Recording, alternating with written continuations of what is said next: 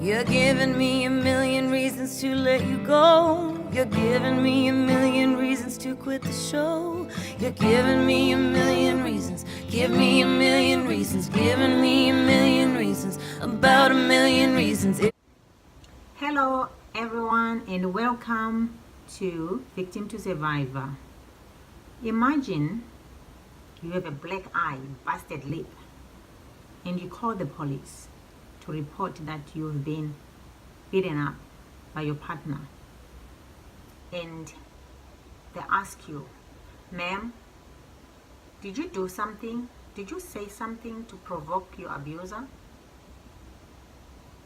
From a victim's standpoint, now a survivor, this question implies that I am at fault. It's my fault that I've been beaten up. You're blaming me for being beaten up. After talking to several women victims, they told me that they've been asked the same question, not just by police, but by friends, co-workers, neighbors, and family members. This question is just as bad as being asked, why can't you leave if you are being abused? Why do you stay with your abuser? Let me talk about my first beating, how it went down. My abuser came home after work. I don't want to call him ex because he doesn't deserve that title. He is an abuser as far as I'm concerned. Came home after work, and after a little while he asked me a random question from nowhere.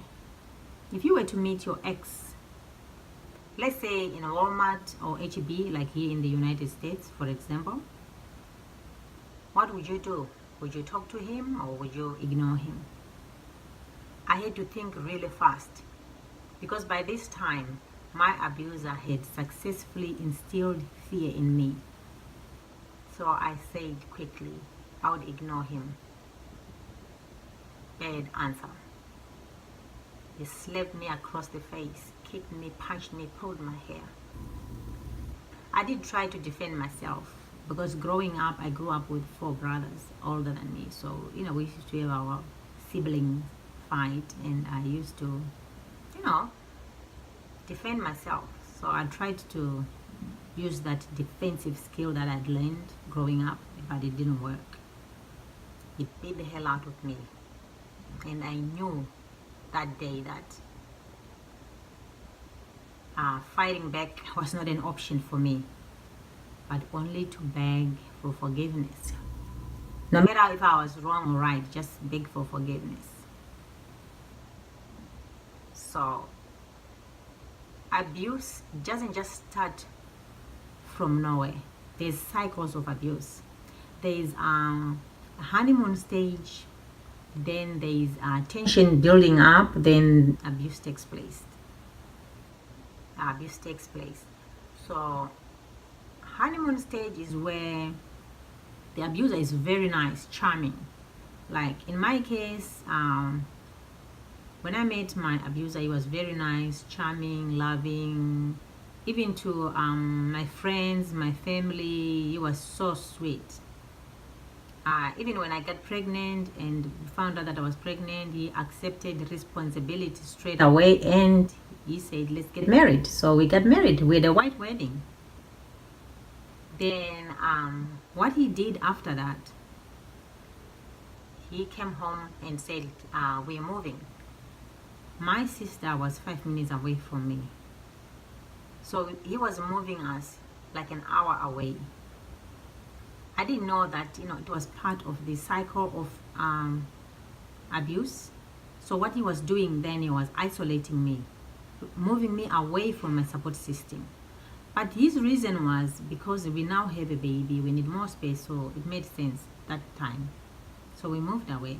Then while we were there, one day I took long to answer a question and he punched a wall because he was upset that I ignored him. That's what he thought, but I wasn't ignoring him. I just, didn't hear. Maybe I was attending to the baby. I can't remember. Something was going on. Then another time I took long to serve him dinner, and he just threw a cup across. I think it was a glass. It actually broke across the room, you know, destroying property. Until that day when he asked me that question, what would you do if you meet your ex?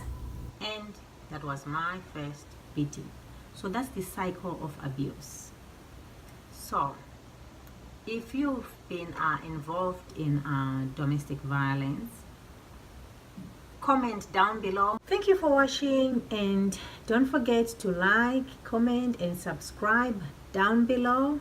And never forget that walking away from something unhealthy is being brave. Even if you stumble a little bit on your way out, you are being brave. Mandy Hale. See you soon in my next video.